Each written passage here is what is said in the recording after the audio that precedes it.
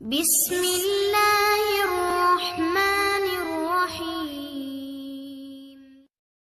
إلا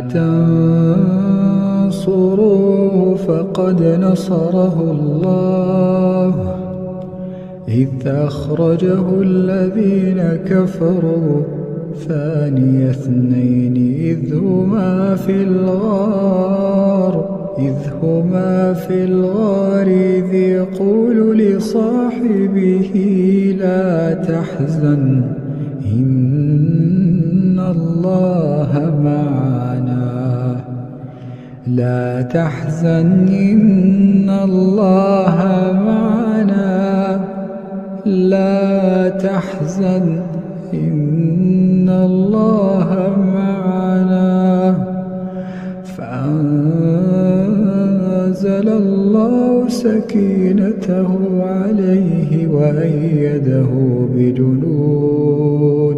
فأنزل الله سكينته عليه وأيده بجنود لم تروها